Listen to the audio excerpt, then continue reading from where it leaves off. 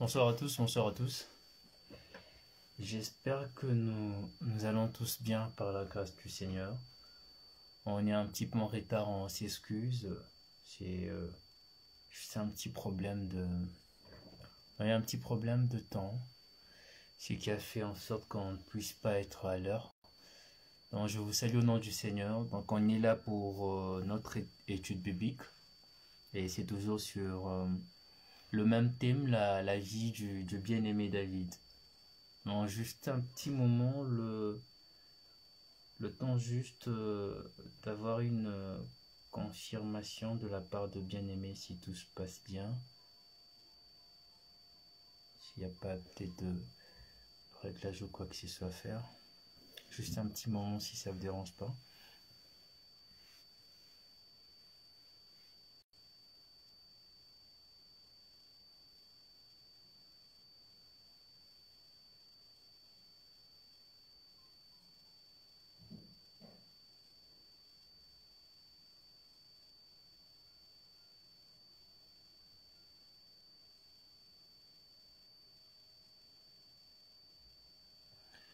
Donc je pense que on va commencer.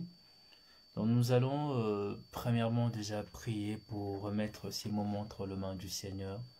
Lui qui a permis afin que nous puissions, malgré les circonstances, être là afin de partager autour de sa parole. Nous allons prier et remettre ces moments entre ses saintes mains. Prions. Éternel tendre Père, nous te rendons grâce, Seigneur. Nous te remercions de ce que tu nous as permis, Seigneur, d'être là. Oui, d'être là, Seigneur, pour partager autour de ta parole. Et cela malgré, Seigneur, les circonstances, Seigneur, Papa, que nous sommes en train de vivre, tendre Père. Tu nous as gardés, tu nous as restaurés, Seigneur, depuis le dimanche qu'on s'est vu ou bien qu'on s'est parlé avec le bien-aimé. Et aujourd'hui, tu nous permets encore, Éternel, autour de ta parole, que nous puissions profiter encore davantage de ce que tu as réservé pour tout à chacun de nous. Nous te prions, Seigneur, que tu disposes nos cœurs à recevoir de ta parole, que tu disposes nos pensées, que tout ce qui t'honore pas, Seigneur, ne puisse point prendre part, Éternel, et surtout arracher ce que tu as gardé pour nous. Éternel, nous te confions aussi ceux qui sont malades, Seigneur. C'est par tes meurtres aussi, Éternel, que nous sommes guéris. Et sur la croix, tu as tout accompli. Et nous sommes confiants à cela, Éternel. Que gloire et louange te soient rendues. C'est par le nom puissant de Jésus-Christ que nous avons ainsi prié. Amen. J'espère que nous allons tous bien par la grâce du Seigneur. Donc nous sommes arrêtés la fois dernière, si je me trompe, le jeudi passé, nous nous sommes arrêtés sur le livre de Samuel et on a pu voir le chapitre 7 où le Seigneur nous a parlé vraiment de plusieurs choses à la fois.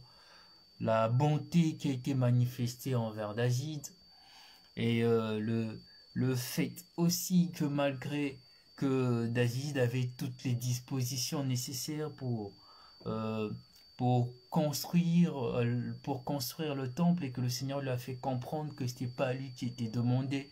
Et derrière cette réponse, si on peut le dire, une réponse qui pourrait sembler être négative, derrière cette réponse négative, il y avait tellement de promesses, tellement de bonté que le Seigneur avait gardé pour le bien-aimé David.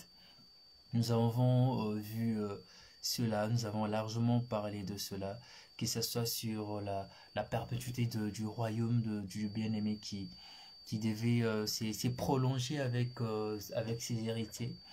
Et aujourd'hui, nous sommes aussi là, nous jouissons aussi de l'œuvre de la croix, dont Christ s'est donné sur la croix, Christ qui est présenté comme un descendant venant de la lignée de David, lui qui est le roi de rois. Oui. Derrière cette réponse négative, il y avait toute une promesse que le Seigneur avait gardée pour le bien-aimé David. Et nous avons compris que tout ce que le Seigneur fait, c'est pour notre intérêt. Donc qu'on ne puisse pas s'y morfondre, qu'on ne puisse pas être aigri, qu'on ne se pose pas beaucoup de questions lorsqu'on on voit que tout semble ne pas avancer. Faisons confiance au Seigneur, remettons-lui tous nos projets, tout ce que nous avons. Et il connaît mieux nos cœurs et il sait ce qui est nécessaire pour nous. Et au moment voulu, au moment voulu, il finira toujours par accomplir ses promesses et nous donner ces dont nous avons réellement besoin. Donc nous entamons aujourd'hui le chapitre 8 que nous allons juste faire une lecture assez vite, parce que le chapitre 8, on peut dire qu'on nous parle beaucoup plus de l'extension du royaume, de guerre que le bien-aimé David a su mener de ses victoires. Donc nous pourrions dire que il y a certes beaucoup de choses à tirer là-dessus, mais nous n'allons pas nous attarder là-dessus. Donc nous allons faire la lecture, c'est le chapitre 8 de Samuel, du verset 1er jusqu'au verset 18 que nous lisons. Après cela, David battit le Philistin et les humilia. Et il enleva de la main de Philistin le règne de leur capitale. Il battit le Moabite et il le mesura avec un cordeau. En le faisant coucher par terre, il en mesura 2 cordeaux pour le livrer à la mort et un plein cordeau pour leur laisser la vie. Et les Moabites furent assujettis à David et lui payèrent un tribut. David bâtit à des déserts, fils de Rehobo, roi des Tsoba, lorsqu'il alla rétablir sa domination sur le fleuve de l'Euphrate. David lui prit 1700 cavaliers et 20 000 hommes de pied. Il coupa le jarret à tous les chevaux de trait et ne conserva que 100 attellages. Le Syriens de Damas vinrent au secours d'Hadazer, roi de Tsoba, et David battit 22 000 Syriens. David mit de garnisons dans la Syrie de Damas, et les Syriens furent assujettis à David, et lui payèrent un tribut. L'Éternel protégeait David partout où il allait. Et David prit le bouclier d'or qu'avait le serviteur d'Hadazer et les apporta à Jérusalem. Le roi David prit encore une grande quantité de reins à Bétash et à Bérotaï, ville d'Hadazer. Toyi, roi de Hamath, apprit que David avait battu toute l'armée d'Hadazer, et il envoya Joram, son fils, vers le roi David, pour le saluer et pour le féliciter d'avoir attaqué Hadadezer et l'avoir battu, car Toïm était en guerre avec Hadadezer. Joram apporta de vases d'argent, de vases d'or, de vases d'airain, et le roi David le consacra à l'Éternel, comme il avait déjà consacré l'argent et l'or pris sur toute la nation qu'il avait vaincue. Sur la Syrie, sur Moab, sur le fils d'Amon, sur le Philistin, sur Amalek et sur le butin d'Hadazer, fils de roi de Tsoba. Au retour de sa victoire sur le Syrien, David s'y fit encore 1 an en battant dans la vallée du Sel 18 000 Édomites. Il mit de garnison dans Édom, il mit de garnison dans tout Édom, et tout Édom fut assujetti à David. L'Éternel protégeait David partout où il allait. David régna sur Israël, et il faisait droit et justice à tout son peuple. Joab, fils de Tséjoura, commandait l'armée. Josaphat, fils d'Ashula, était archiviste. Tsadok, fils d'Ashutub, et Achimelech, fils d'Abiatar, était sacrificateur. Siraja était secrétaire. Benaja, fils de Jojada, était chef de Kérétiens et de Pélétiens. Et le fils de David était ministre d'État. Voilà donc, on nous parle des exploits du bien-aimé David. Donc on me dit qu'il n'y a pas le son. D'accord, il y a le son. Donc voilà, donc le chapitre 8 nous parle beaucoup plus de victoire du bien-aimé David. Mais il y a quand même deux phrases qui reviennent et deux phrases qui sont revenues. Et ces deux phrases qui nous montrent encore que le bien-aimé David ne vient de très loin, si on peut dire. On nous dit, l'Éternel protégea David partout où il allait.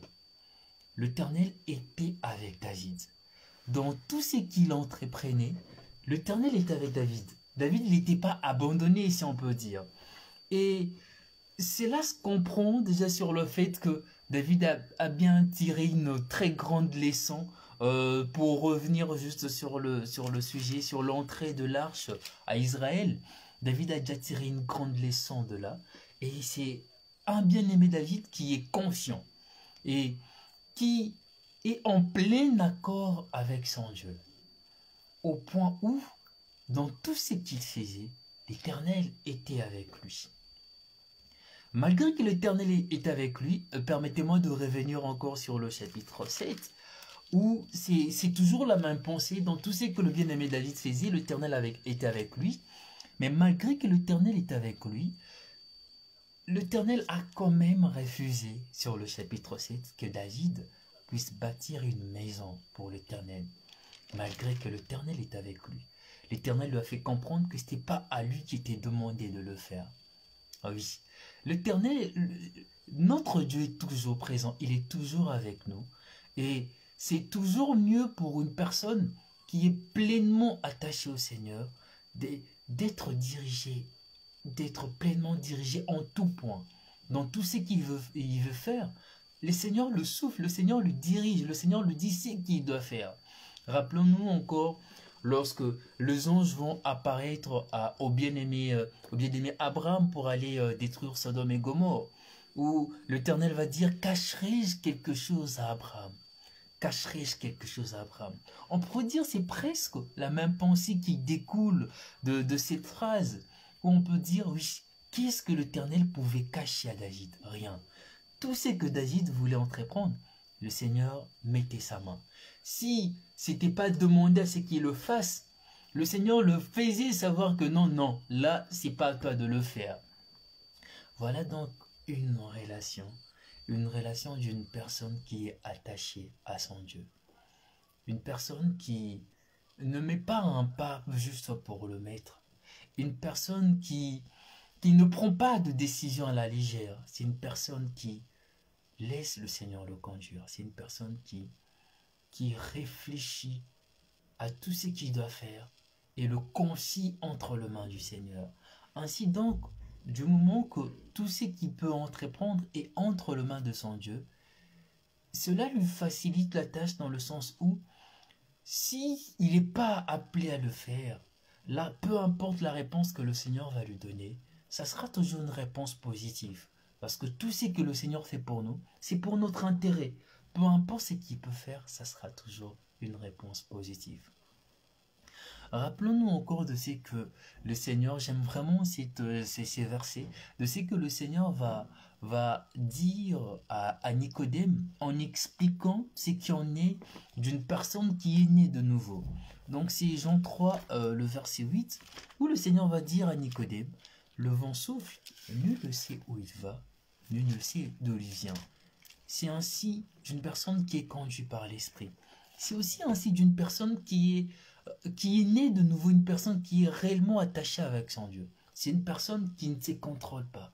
C'est une personne qui ne contrôle pas sa vie, excusez-moi. Une personne qui ne contrôle pas sa vie. C'est une personne qui se laisse conduire comme le vent. Ou lorsque le Seigneur lui dit non, ne fais pas la chose, la personne ne le fait pas.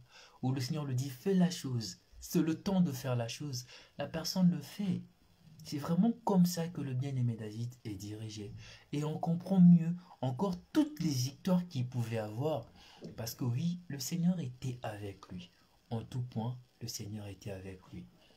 Alors bien-aimé, cela nous enseigne encore sur notre marche à nous aussi. Lorsque nous entreprenons, lorsque nous faisons de projets, lorsque nous établissons de projets à long ou à court terme, avons-nous la pensée de mettre le Seigneur au-devant de tout? Je ne dis pas d'associer le Seigneur avec notre projet, mais de mettre le Seigneur au devant de notre projet. La différence entre une personne qui associe le Seigneur sur son projet, une personne qui met le Seigneur devant son projet, c'est que la personne qui associe le Seigneur sur son projet, c'est son projet. Ça veut dire, si la réponse est négative, la personne cherchera un moyen, une porte à côté pour chercher une réponse positive au final. Je vais donner un exemple assez clair. Tu as un projet peut-être de voyager, c'est l'exemple qui est beaucoup plus abordable. Tu as un projet de voyager, de partir en Europe. Tu pars, tu déposes, tu fais tes démons, tu déposes tes relevés, tu déposes tout le dossier qu'on demande, mais tu as une réponse négative. Tu as une réponse, un refus, disons. Pour une personne qui associe le Seigneur avec ses projets en ayant cette réponse négative, la personne, pour elle déjà, ça veut dire, pour elle, tout ce qu'il va faire, il va dire, ok, je sais que le Seigneur est avec moi, je vais aller le faire. Donc, la personne peut facilement contourner en ayant peut-être payé de l'argent, falsifié de dossiers, faire ceci, pour dire que, en tout point, le Seigneur sera avec moi. Le Seigneur n'est pas dans tout ce qui est comment je pourrais dire, dans tout ce qui est péché. Déjà falsifier un dossier, c'est mentir, c'est un péché. Le Seigneur n'est pas là-dessus. Le Seigneur ne nous permet pas de le faire. Le Seigneur ne donne pas son accord, son aval dans cela. Il peut permettre un certain temps pour que nous puissions tirer une leçon, mais le Seigneur n'est pas là-dessus. Par contre, pour une personne qui met Dieu en avant de ses projets, lorsque tu as un refus, tu sais que ça vient de Dieu. La personne retourne prier, la personne retourne demander au Seigneur. Et si le Seigneur le fait comprendre que c'est une réponse négative, la personne laisse les Seigneurs conduire. C'est une personne qui laisse ses projets entre les mains du Seigneur. Au final, on sait tous que tout ce que le Seigneur a préparé pour nous, c'est des projets de bonheur. On sait tous que le Seigneur a des projets de bonheur pour nous. C'est ainsi une personne qui met vraiment le Seigneur devant ses projets. C'était aussi ainsi la marche du bien-aimé David. Pour revenir sur l'entrée de l'arche, lorsque Uz a été frappé, le bien-aimé David s'est retiré. Et combien était sa tristesse de voir qu'il a essayé de tout faire pour entrer l'arche qui représentait la présence de Dieu. Et que malgré cela, il a été frappé. Mais on nous dit que le bien-aimé, après 3 mois, le bien-aimé David a pris quand même un recul pendant 3 mois pour consulter encore les écrits, pour consulter les sacrificateurs, pour leur rappeler tout ce que les écrits recommandaient pour l'entrée de l'arche. Voilà donc une personne qui met Dieu en avant. Oui, il a fait cette démarche, et cette démarche nous montre que c'est une personne qui a soif de la volonté de Dieu. C'est une personne qui ne se laisse pas diriger par ses pensées, par ses envies, même si ses pensées peuvent être assez correctes, mais c'est vraiment une personne qui se laisse diriger uniquement que par la parole, par ce que dit la parole.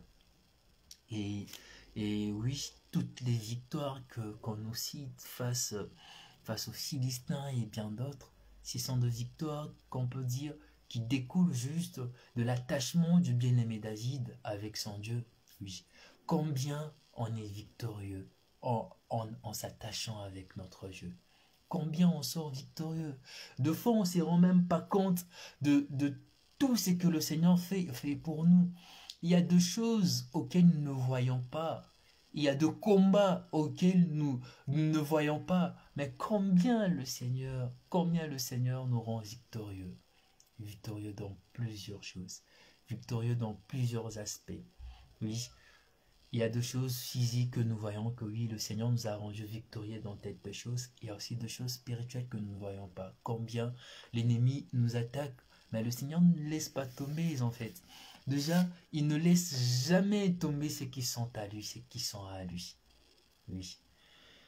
Moi, je nous conseille vraiment de faire comme le bien-aimé David. Recherchons premièrement la volonté du Seigneur, la volonté de notre Dieu. Recherchons la volonté de Dieu. Et la seule façon parmi les façons de rechercher la volonté de Dieu, nous avons la prière.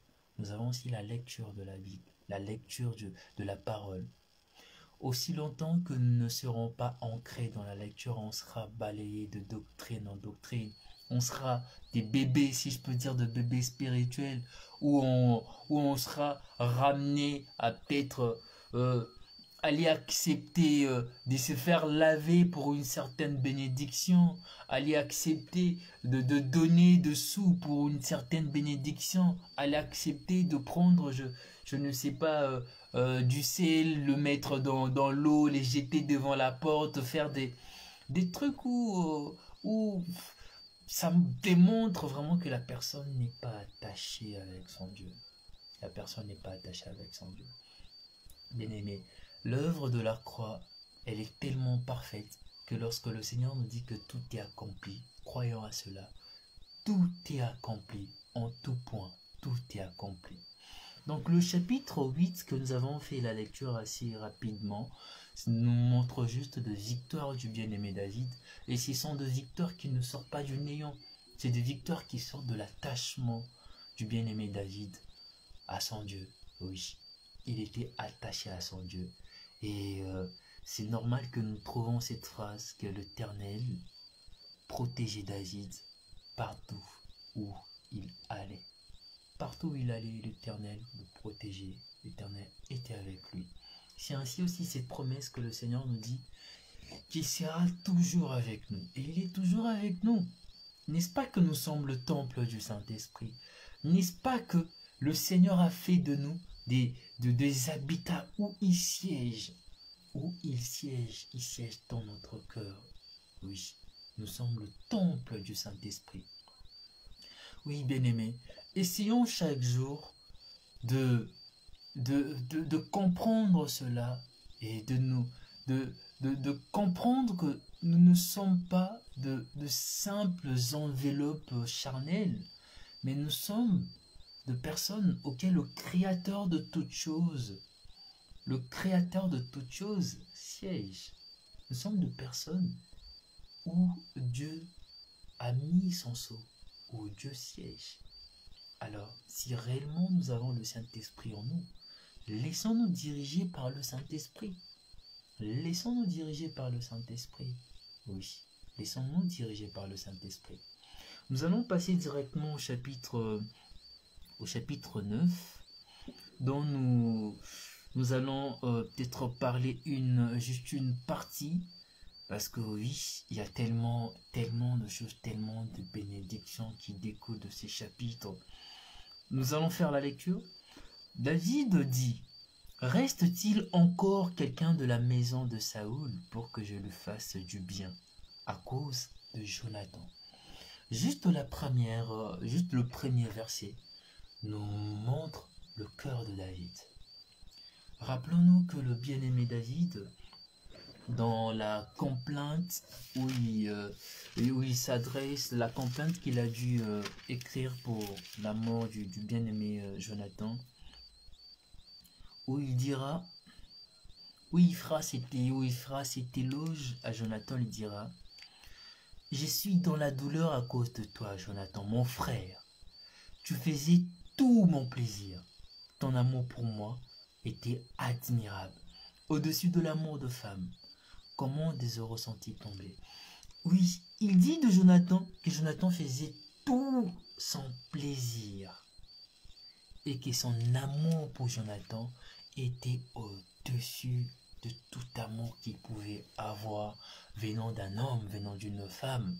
Oui, c'est tout à fait normal que nous lisons ici le bien-aimé David qui s'aimait et dit: reste-t-il encore quelqu'un de la maison de Saoul pour que je le fasse du bien à cause de Jonathan?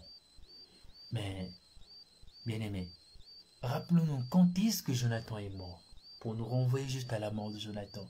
Il y a de cela, on va dire de cela plus de 10 ans. Plus de 10 ans, plus de 20 ans que Jonathan est mort. Mais le bien-aimé David n'a pas oublié. Il n'a pas oublié.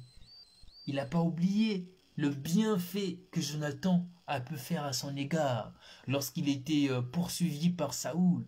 Combien est-ce que Jonathan le faisait savoir, comment est-ce qu'il devait se cacher, où il devait aller. Combien est-ce que le bien-aimé Jonathan avait fait cette alliance avant même que David ne devienne roi. Avant que David ne devienne roi. Oui, bien-aimé. Ne regrettons pas le bienfait qu'on peut faire aujourd'hui à une personne quelconque. Ne regrettons pas cela. Et j'aimerais vraiment qu'on comprenne que lorsque Jonathan fait cette alliance avec le bien-aimé David n'était pas encore roi. Certes qu'il avait de victoires, mais il était en cavale. Il n'était pas encore roi en fait. Mais Jonathan n'a pas regardé à la petite personne du bien-aimé David. Il a tendu sa main. Il a accepté d'enlever son manteau comme signe de lui léguer l'héritage qu'il devait avoir de son père Saoul, de cette royauté, comme signe de reconnaître que David qui est appelé roi. Il a accepté de léguer son manteau. Oui, bien-aimé. N'hésitons pas de faire le bien si on a la possibilité de le faire. Peut-être pas aujourd'hui, peut-être pas demain, peut-être pas dans 10 ans, pas dans 5 ans, mais il arrivera un jour, peut-être une génération après. Oui, le Seigneur pensera à nous. Le Seigneur pensera à nous. Comme le bien-aimé David, après plusieurs années, il revient et il cherche l'un des fils de Saoul. Pourquoi? À cause de Jonathan. À cause de Jonathan, à cause de son amour pour Jonathan. Nous continuons donc la lecture. Il y avait un serviteur de la maison de Saoul, nommé Tsiba, que l'on fit venir auprès de David. Le roi lui dit, « Es-tu Tsiba ?» Et il répondit, « Ton serviteur. » Le roi dit, « N'y a-t-il plus personne de la maison de Saoul pour que je juge envers lui de la bonté de Dieu ?» Et Tsiba répondit au roi, « Il y a encore un fils de Jonathan, percle de pied. » Le roi lui dit, « Où est-il » Et Tsiba répondit, « Ô roi, il est dans la maison de Makir, fils d'Amiel, à Lo-débar. » Le roi David l'envoya chercher dans la maison de Makir, et fils d'Amiel, à Lo-débar. Et Méphibosheth, fils de Jonathan, fils de Saoul, vint auprès de David, tomba sur sa face et se prosterna.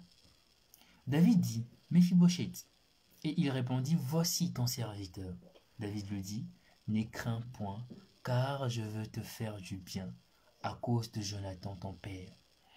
Je te rendrai toute le terre de Saoul ton père, et tu mangeras toujours à ma table. » Oui, arrêtons-nous juste là. Voilà donc une très belle histoire de grâce. Une grâce que nous jouissons aujourd'hui. Si nous essayons de comprendre en fait ce qui se passe ici, c'est un peu notre position à nous envers Dieu. Ici on nous parle de Méphibosheth qui était percle de pied. Il ne pouvait pas marcher. Il était, on peut dire, je ne vais pas dire amputé, perclus, ses pieds étaient cassés. Il traînait ses pieds. Il ne pouvait pas marcher, il ne pouvait pas se déplacer.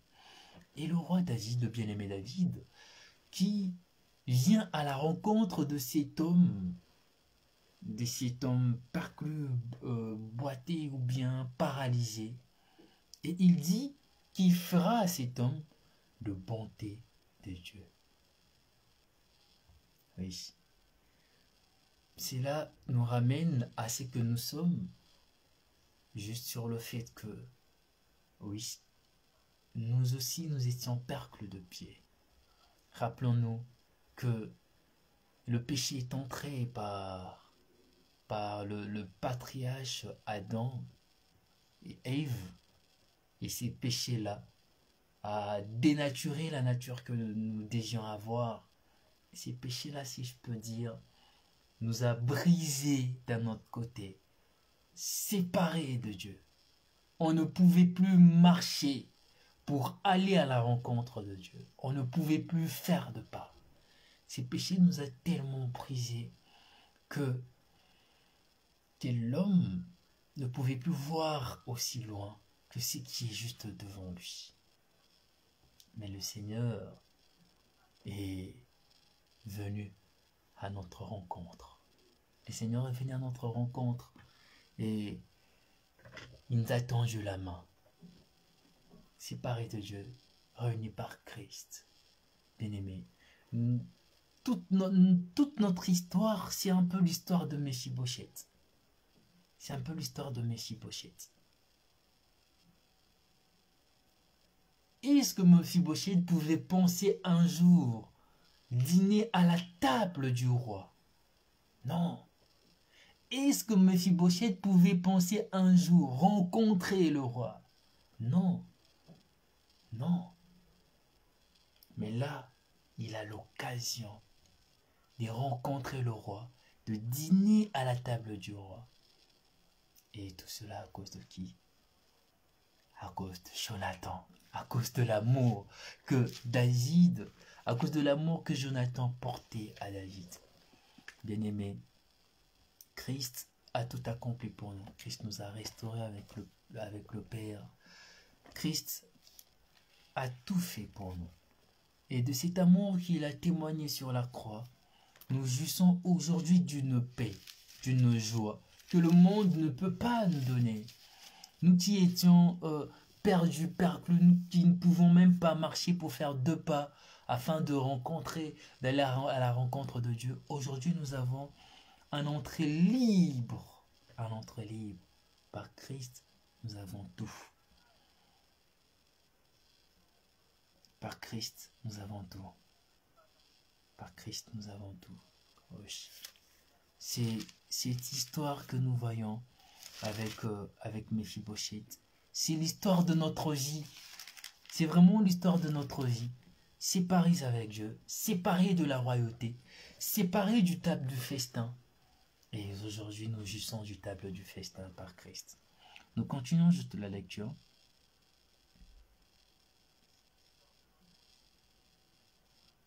David lui dit, « Ne crains rien, car je vais te faire du bien à cause de Jonathan ton père.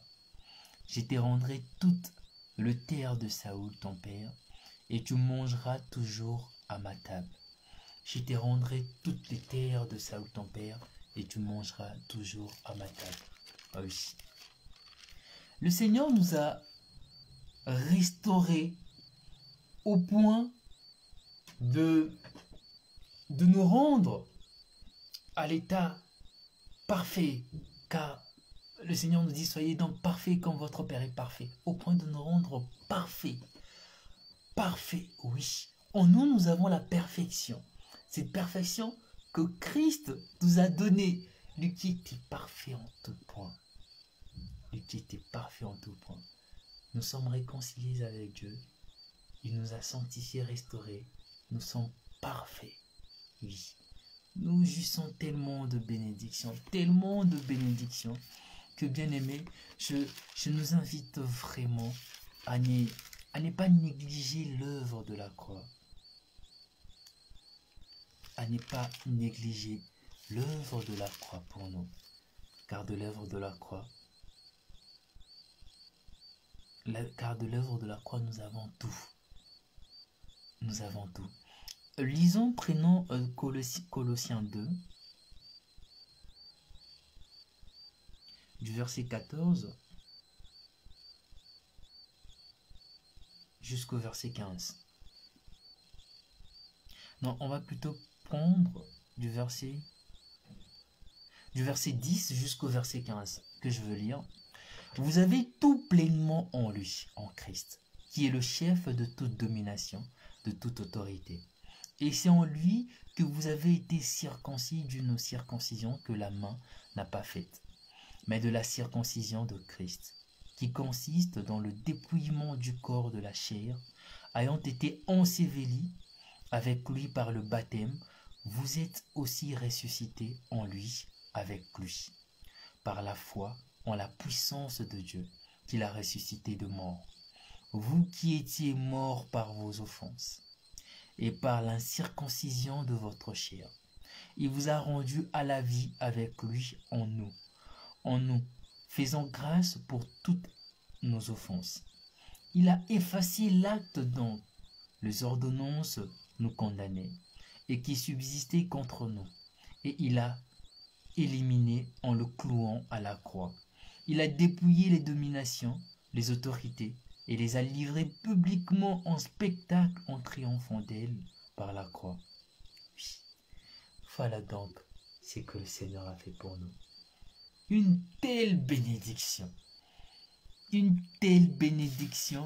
que, que nous ne pourrions pas le trouver autre part. Une telle bénédiction. Il nous a restaurés.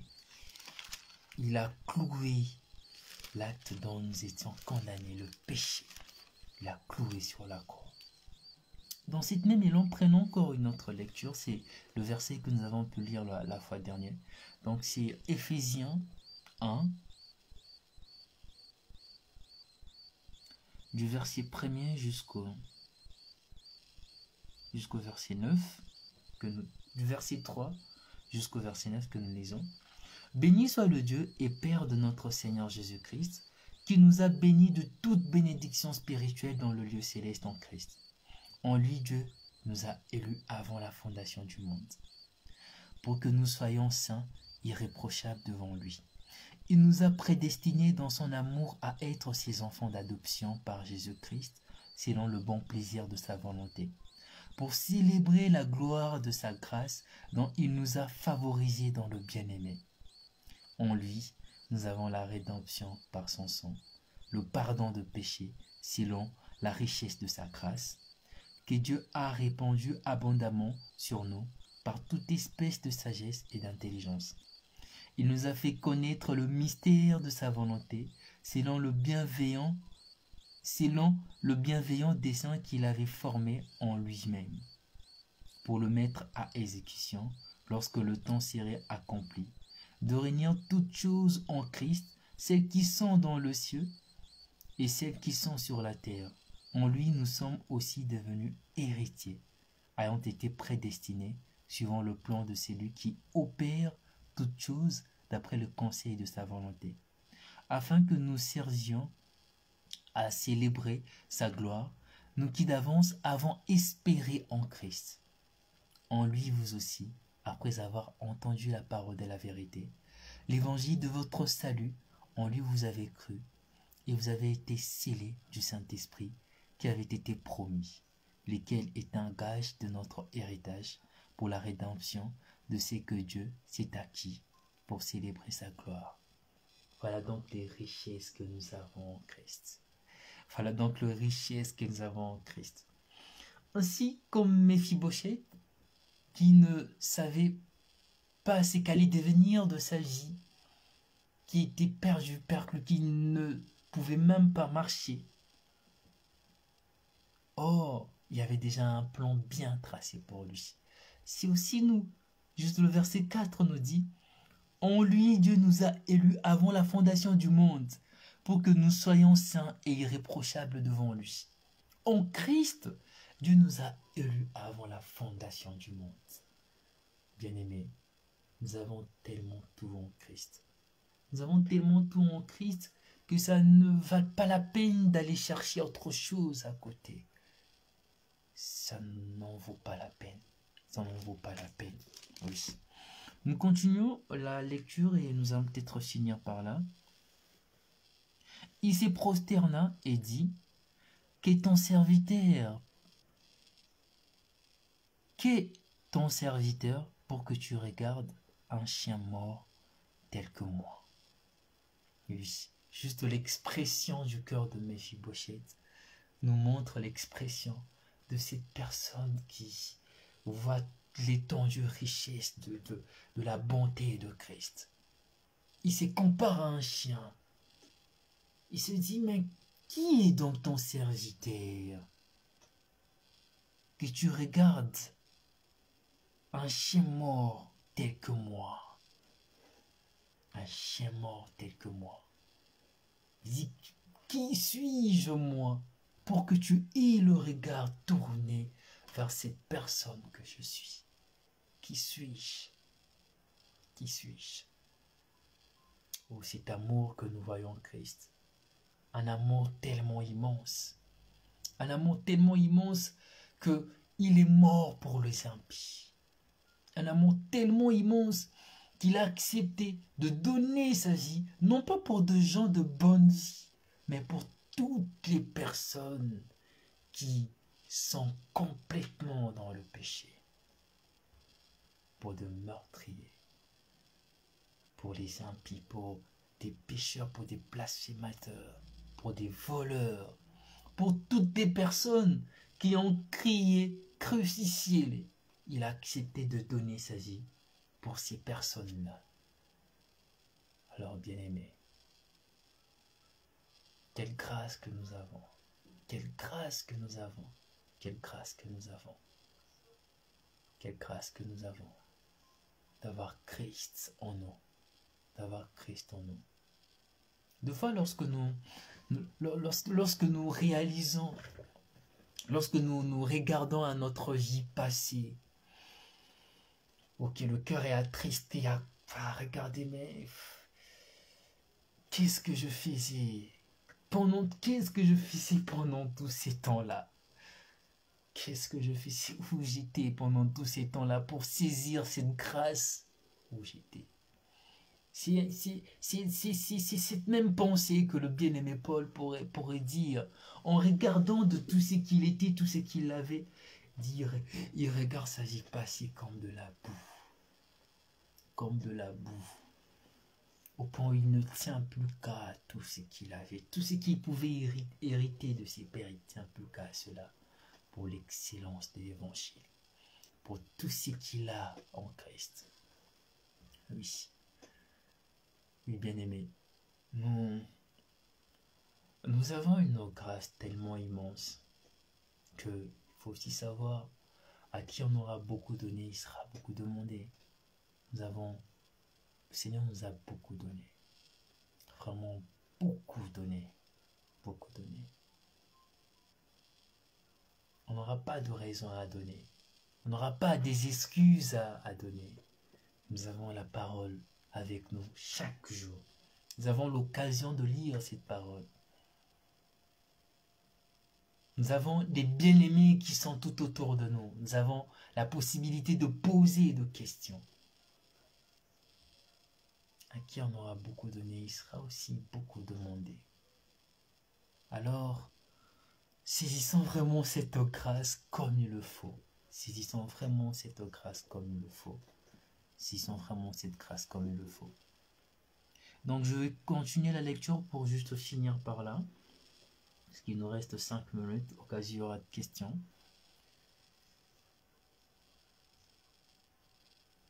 Le roi appela Siba, serviteur de Saoul, et lui dit, « Je donne au fils de ton maître tout ce qui appartient à Saoul et à toute sa maison. Tu cultiveras pour lui le terre, toi, tes fils et tes serviteurs, et tu feras le récolte afin que le fils de ton maître ait du pain à manger. Et Méphibosheth, fils de ton maître, mangera toujours à ma table. » Or Siba avait 15 fils et 20 serviteurs. Il dit au roi, ton serviteur fera tout ce que le roi, mon seigneur, ordonne à son serviteur. Et Méphibosheth mangea à la table de David comme l'un des fils du roi. Méphibosheth avait eu un jeune fils nommé Mika, et tous ceux qui demeuraient dans la maison de Siba étaient serviteurs de Méphibosheth. Méphibosheth habita à Jérusalem, car il mangeait toujours à la table du roi David. Il était boiteux de 2 pieds. Oui. Déjà, c'est pas au hasard qu'on nous parle de Siba qui avait 15 fils et 20 serviteurs. C'est pas au hasard. C'est déjà comprendre cette grâce que Méphibosheth a eu venant de l'Éternel, de cette grâce que David lui a fait, quand on lui a fait, cette grâce a découlé même dans la famille de Tiba. Au point où, le 15 qui n'avaient pas du boulot, ils ont eu du travail. Voilà donc l'étendue de la grâce que nous avons en Christ. Au point où, pour une personne s'est donnée sur la croix, et 10 000 autres personnes ont été restaurées. Une grâce tellement immense qui se répand tout autour de nous. Qui se répand tout autour de nous. Tout autour de nous. Oui. Et on dira que Méphibosheth demeura à Jérusalem. Il demeura à Jérusalem, la cité céleste, disons la cité de David, là où il y avait la paix. Méphibosheth, lui qui ne pensait même pas manger sur la table du roi, il est invité à manger à la table du roi, et au plus il est pris au même niveau que le fils de David. Il est considéré au même niveau que le fils de David. Oui, bien aimé. Oui. Moi, cette histoire, l'histoire de Méphibosheth, me ramène tellement à l'œuvre de la croix, à ce que nous sommes en Christ, à ce que nous avons en Christ. Et oui, je nous invite vraiment à considérer cela, à prendre du temps aussi pour relire encore davantage, relire encore davantage. Nous n'avons pas beaucoup de temps pour mieux en parler. On reviendra certainement sur quelques points, parce que oui, ça en vaut vraiment la peine. On reviendra sur quelques points. La saison 2021, on reviendra sur quelques points. Et je nous demande et nous redemande encore à relire cela. Je ne sais pas s'il y a de questions. Je vais juste regarder au cas où il y aurait de questions.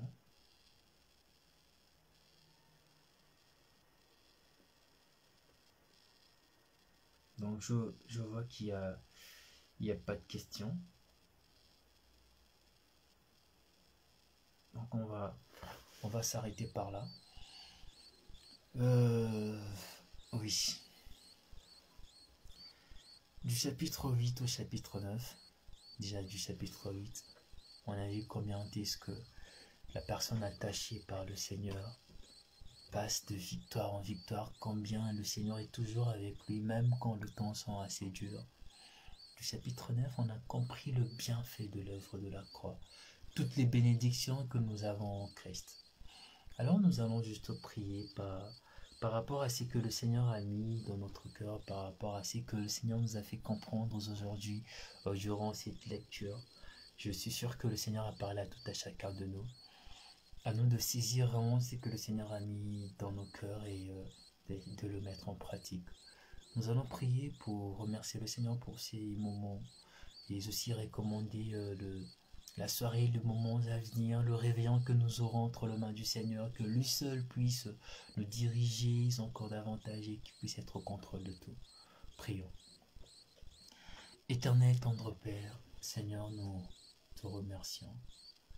Nous te remercions, Seigneur, de nous faire comprendre chaque jour l'étendue richesse, Seigneur, que nous avons en Christ. Car nous avons tout en Christ éternel, car il a tout accompli. Merci, Seigneur.